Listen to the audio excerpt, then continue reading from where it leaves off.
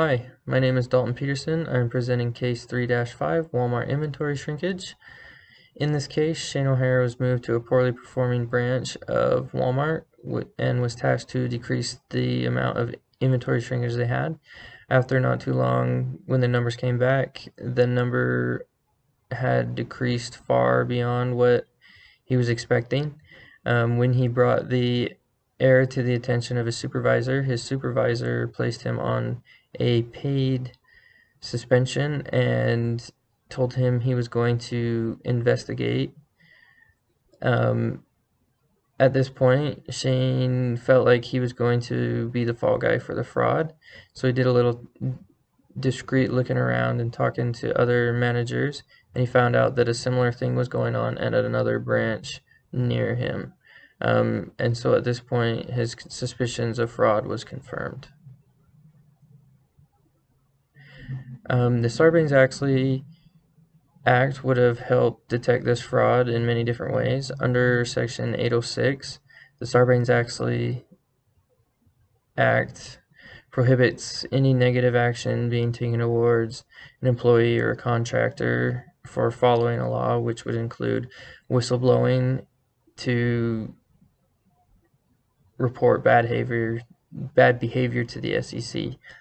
In addition to that, along the same lines, Section 301 requires that they have independent audit committees in place to handle and oversee the procedures and process of the whistleblowing.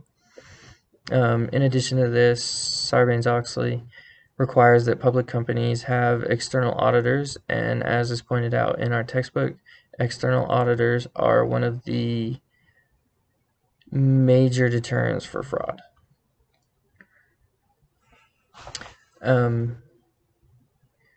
What anti-fraud controls might have helped detect the fraud and why?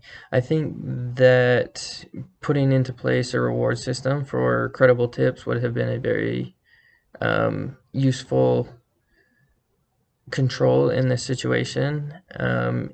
If it had been in place, it could have perhaps encouraged previous management or other managers, such as the one in the story, that were dealing with the same thing to come forward and report it, which would bring it to light and get it dealt with sooner.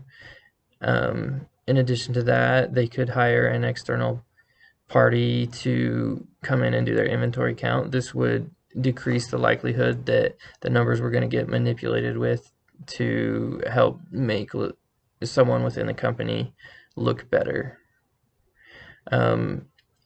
So if I was faced with this after leaving off where they left the story, I would first go to the internal auditors and I would inform them of everything that I had found. I would explain the situation and what happened, and then I would go past Jeffrey Cook because I had already tried going and talking to him and did not have success and felt that I was being